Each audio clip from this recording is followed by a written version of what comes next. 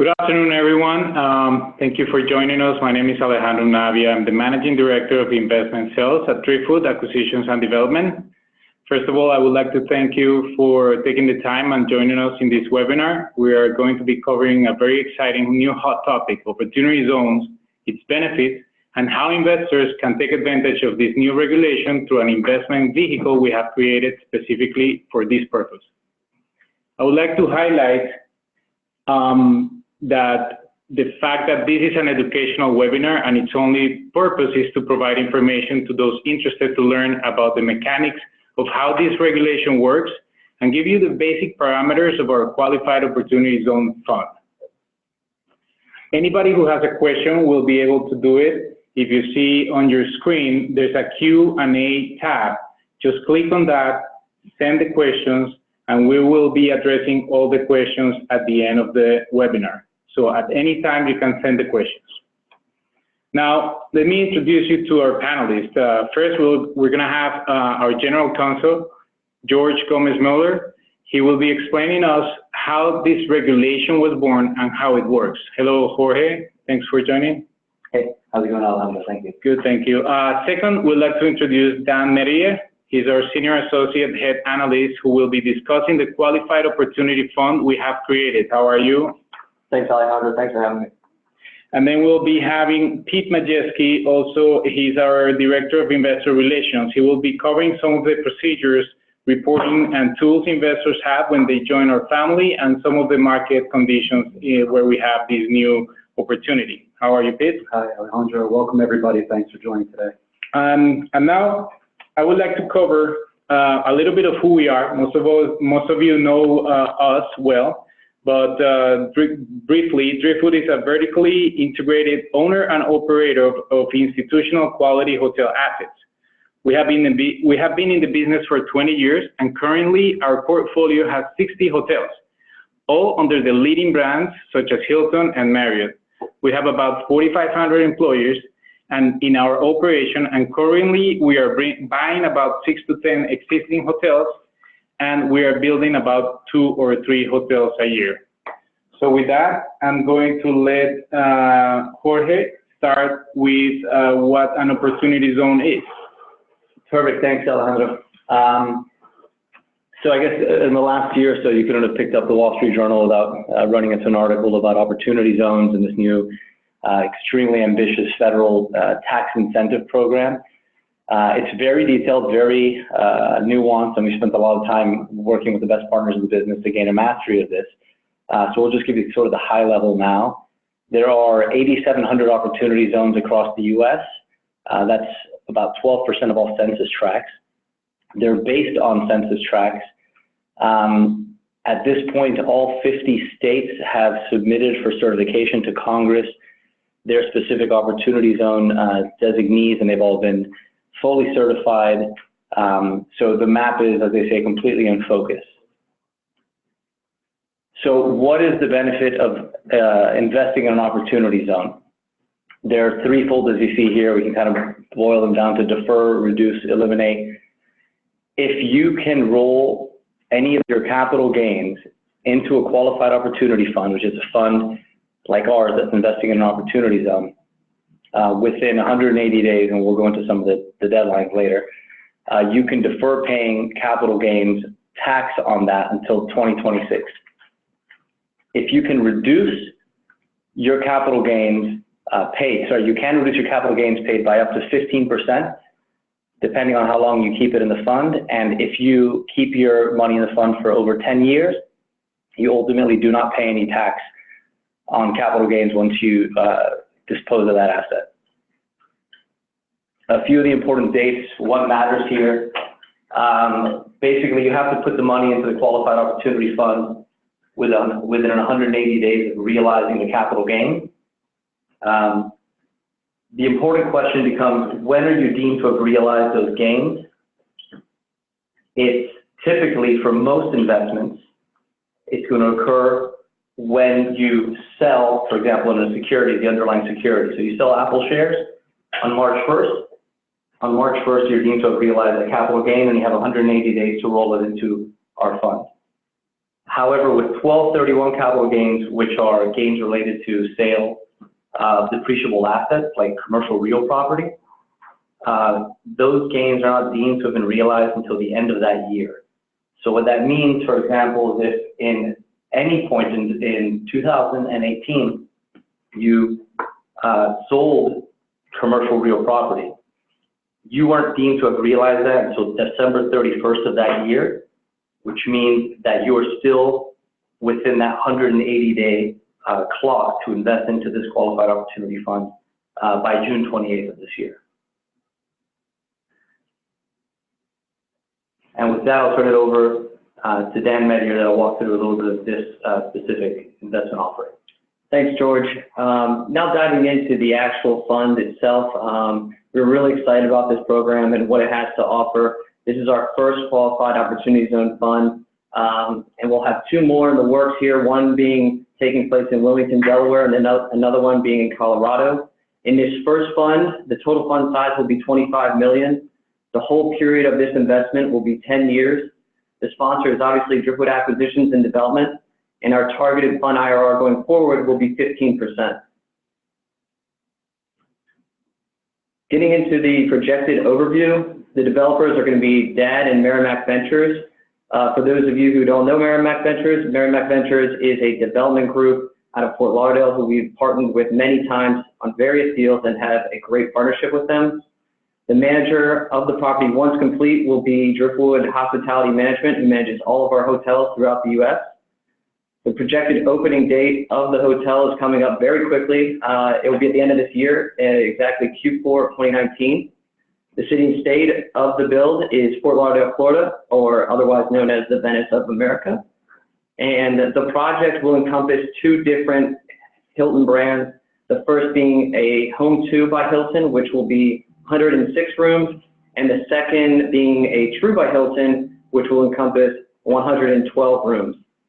Together, they will total 218 rooms, and the building will consist of 19 stories.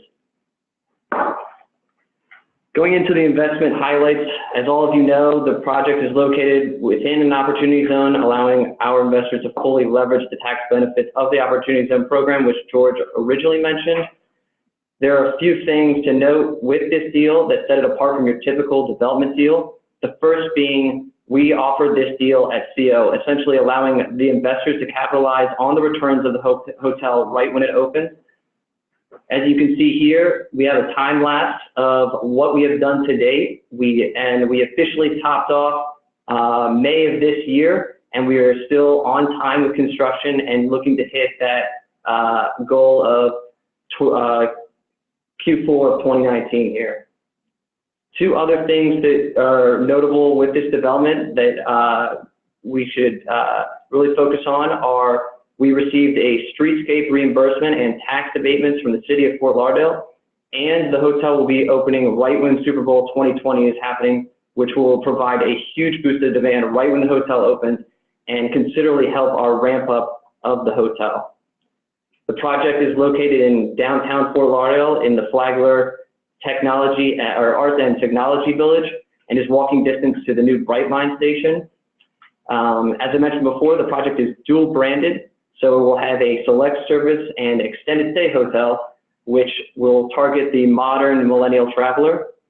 And DAD and Merrimack were also able to add a mezzanine level bar and restaurant to this hotel due to a waiver that we received from Hilton, making it a select service hotel with full service amenities. Now I'll pass it on to Pete to talk about the market overview. Thanks, Dan, and good afternoon, everyone, once again.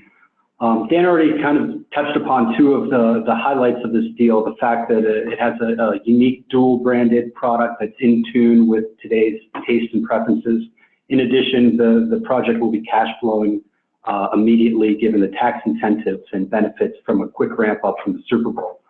However, another really important kind of aspect is the deal's location. It's strategically close to a transportation hub, numerous transportation hubs. We're close to the new Brightline Virgin train, in addition to Fort Lauderdale International Airport, as well as the cruise terminal. Investor appetite for Florida, real estate assets remains quite robust, given the positive expectations for future performance and the attractiveness of the state's intangibles. Florida is perceived as an attractive investment destination. And, a couple of stats to support this view is there's been 15% population growth in Florida from 2010 to 2018, and that's about a 2% CAGR over that time period. So folks really are choosing to relocate here, set up business here, and not only vacation and live here post-retire, but spend their formable years here. That's kind of on the population and corporate transient side. Also on the leisure side, Florida's visitation continues to explode. From 2009 to 2018, visitation has grown 56%, which is equivalent to a 5.1% CAGR. These visitors are coming from all over the world. They're coming from drive-to locations within Florida, right around Florida, and from Canada. The market especially within Fort Lauderdale, continues to see strong airlift. They've seen an increase in passengers from 24 million to 36 million over the last 10 to 8 years, call it. And more importantly, as it relates specifically to lodging, we've seen limited new supply in the Fort Lauderdale airport. And really overall, across Florida, new room supply has been relatively muted, especially when compared to other Sun Belt states and other areas in the country. So these factors really have us excited about this project. Its location is truly strategic, truly unique, and really has the potential to leverage the multiple demand generators within the immediate area. Dan, I'll pass it back to you. Okay, sure. Yeah, now we'll get into the projected OpZone investment performance. We're going to start off with the first figure on the first line item here. It's 9.5%, and that will be the annual cash-on-cash distribution that we'll be distributing to investors. And that's a very impressive number and an average rate per year. The next figure we have here is a 13.1% IRR to investor over the 10-year hold, followed by the equity multiple of 2.6. Now the line below is a comparative of a non-OpZone deal equivalent. And most of our investors ask, how does this deal compare to the deal we typically offer? The way we think about this is, if you strip away the tax impacts of an OpZone deal and compare it to a regular deal, we would have to achieve a 16.7% IRR to be at the same 13.1% IRR that we show you above there. And now remember, this is because you won't have to pay any capital gains tax on the sale of the asset in year 10.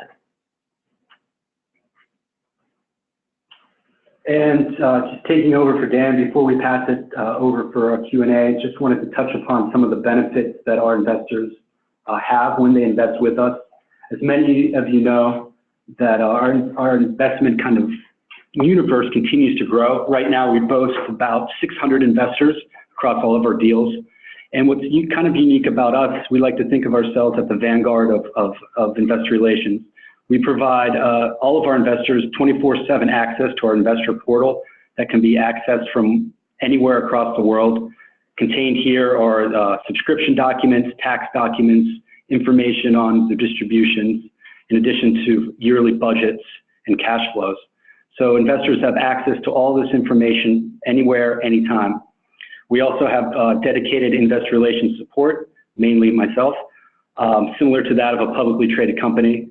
We're always, the principals of the company across the whole kind of team are dedicated to providing accurate, timely, and transparent information for all of our investors. And in addition to the IR function, we also have a robust asset management program.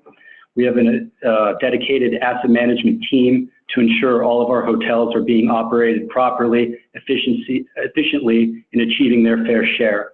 And this is in order to drive proper flow-through, profitability, and distributions to investors. And with that, I can turn it back to Alejandro to conclude the call and pass it to Q&A.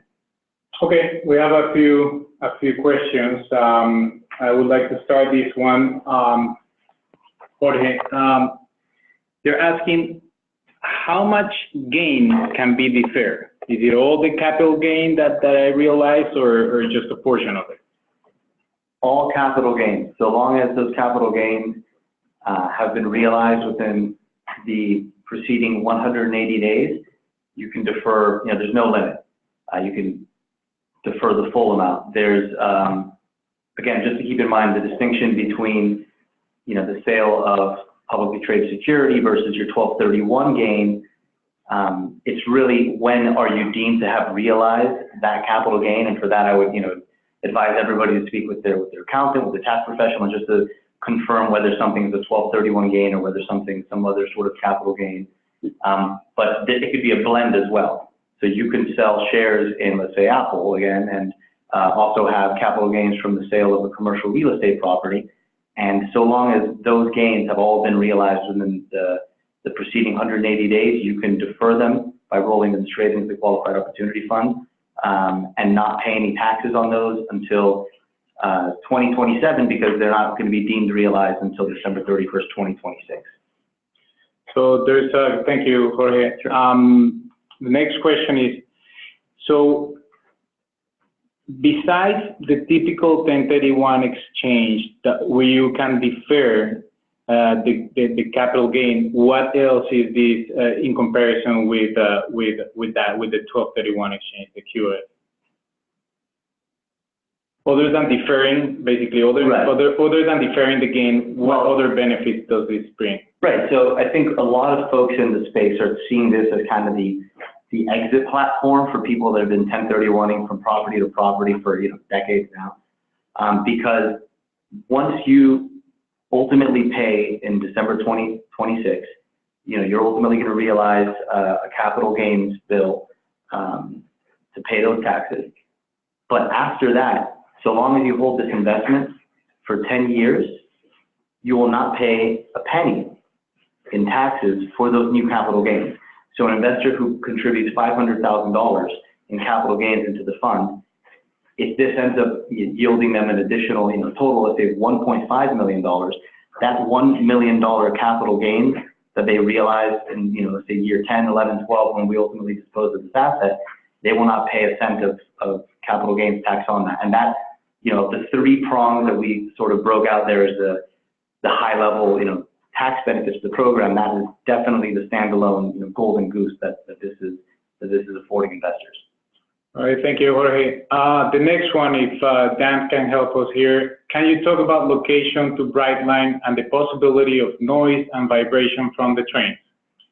Yeah, so if you look at the one of the pictures on one of the previous slides, I don't know if we can bring that back up, but it shows the Brightline location equivalent to the hotel and how close it is, and it would be essentially like a 5-minute walk from the actual asset, which is great for demand. I mean, you can get right off that train and go right into the hotel, and you can also, use this hotel to go through to West Palm, to Miami, and have the access and not have a car there. As far as sound goes, this is an all concrete build. It goes up 19 stories in the air, and it starts at a higher level, I think around level 6, because we have the parking garage below, so the sound will not affect the guests as much as it would if the hotel was right on ground level. Awesome. Next question is more of an accounting question, but let's see, folks. Do you still get depreciation annually on the K1? Jorge, do you want to chime in, and do you see why wouldn't they? No, yes, we can still and still will make distributions of depreciation losses on K1s the same way that we've done in every historical bad deal to date, so that we don't anticipate that on a year-to-year basis you're going to be paying any taxes on those distributions that you're actually receiving. Okay. The next one is, what tax rate will I pay on my deferred capital gains? My rate today or my rate in the future? Very good question. It's always the rate that's applicable at the time that is realized. So in December 31st, 2026, when Uncle Sam comes and finally collects his free financing that he's been giving to all the investors in this fund, it will be the applicable rate at that time. Of course, that's the only rate that would ever matter, because whatever the capital gains rate is in 2050 30, let's say, when this asset's ultimately disposed, it won't apply to that investment. Okay, and now a really good question, and I think it's time is very important here. Timing. What if an investor has already filed and paid capital gains tax in 2018? I would say that you should immediately contact your tax professional so you can file an amendment. You have until the end of June to do that. I forget the exact date, June 28th, June 27th, that they can advise you as to the specific date, but it's definitely coming up in the next 10 days or so. So for those investors, and we have heard from several of them, who have capital gains from sales of real property in 2018, even if you've already filed your tax return, you can file an amendment to them prior to the end of June. Okay. Next question is, if I had a property sale in 2019 that is part of an LLC, would that gain be qualified, or would that have to be for 2020? So if the property sells in 2019, it's under an LLC, would that gain be qualified, or would that have to be for 2020? So the answer is that it depends on how the sale was structured. If it was an asset sale, then it would be, if it was an asset sale, or depending on how you've organized the LLC, it would be a 1231 sale. And if it's a 1231 sale, then it means it's not realized until December 31st of 2019.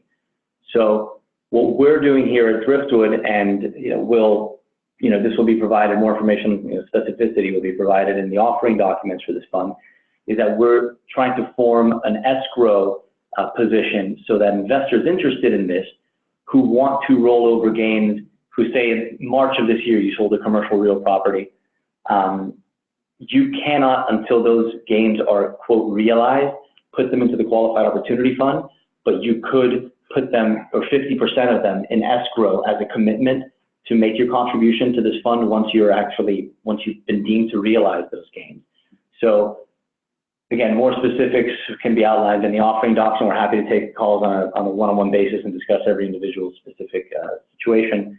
But there's definitely, we definitely put a plan in place for folks with 2019 gains to be able to take advantage of this. Okay, the next question is, are you factoring in the growth of the city other firms also being attracted by tax benefits? I guess, Dan, when doing the underwriting, do you factor in the growth of the city and other firms being attracted by these tax benefits? Yeah, that's also a very good question. Funny thing about this underwriting was it was originally done as a deal straight up without any type of opportunity zone benefit. So to answer that question, we did not take into consideration of the growth of the city due to the surrounding tax benefits, because the opportunity zone was not in place when we originally underwrote this deal. It so happened that the regulation for pass, we were within the opportunity zone, and then we kind of maneuvered our structure to work with the opportunity zone and take those tax benefits and apply them to the project itself. And yeah, just to piggyback on that, I think what we've seen in some of these major markets, because remember, the opportunity zones are based on census tracts. They're designated by the governor and certified by Congress. And some of these really do kind of leave you scratching your head. This is a fantastic location in a really, really growing neighborhood. And because we acquired this property with our joint venture partner prior to the opportunity zone program being rolled out, we're not having to pay, quote, pay the premium for this being in an op zone. That I know is something that others entering this market and other opportunity zone markets are having to deal with, because the landowners now realize that they're sitting on something that's overnight become much more attractive. Fortunately for us and for our investors in this project, that's not a premium that we're having to come out of pocket for. And just to add to Dan and George, this is Pete. The beauty about this deal is it stands on its own, regardless of the fact that it's located in an opportunity zone. Dual branded, select service, which covers the transient guest, extended stay, which kind of covers the longer term corporate guest. you know, a brand that has a huge pipeline of business that it gives the hotel, in addition to a location that's thriving. You know, if you take those factors and it provides, you know, very, very nice and stable returns. You add in the fact that it's an opportunity zone, you know, you get that additional upside. So it's a great deal all around. The fact that it's located in an opportunity zone is icing on the cake, as Carlos Rodriguez Sr. likes to say. Very good. So now, next question. I had 2018 capital gains from investments in syndicated apartment buildings, private placements. Is that considered a 1231 investment? So I would begin by saying definitely speak with your tax professional about this. I believe that those would be 1231 investments, but it comes down to how the sale was structured ultimately. But yes, I would expect that they were, but I would have to, you know, get into a little more detail on how it was structured. But whether they're deemed 2018 capital gains, well, I suppose if it was in 2018 and they weren't 1231 gains, then unfortunately those would not be ripe for contribution into the QOF. But if they are 1231, then we definitely structured this in a way that you could take advantage of it. Okay. So basically, just, you know, to expand on that question, when you're selling shares of a company is different than when you're selling the underlying asset of a company. So that would be considered 1231 capital gain when it's an underlying asset that's being sold rather than the shares or participation in the company that owns that underlying asset, correct? Correct, but it also depends on the tax treatment of the entity. So it's, you know, call it the lawyer in me, but you know, I'd rather not go into the specific details of everyone's specific tax treatment. We're happy to discuss it with everyone's tax professional if we want to set up a call after this. But it really is such a fact-driven question that on an individual by individual basis would have to be considered. Okay, thank you.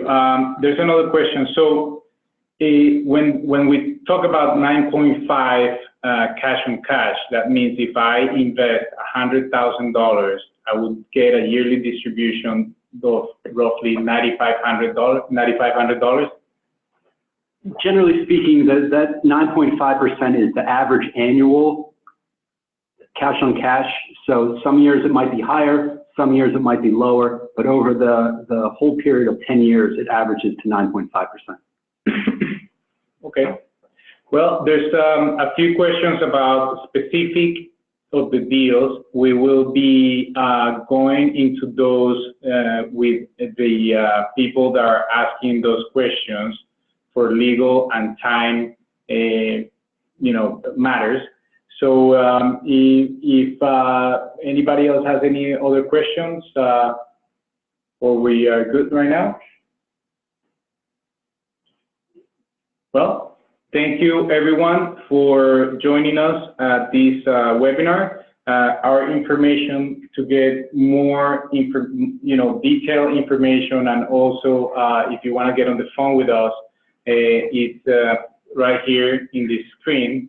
We'll be glad to answer more questions and share documents for this new fund.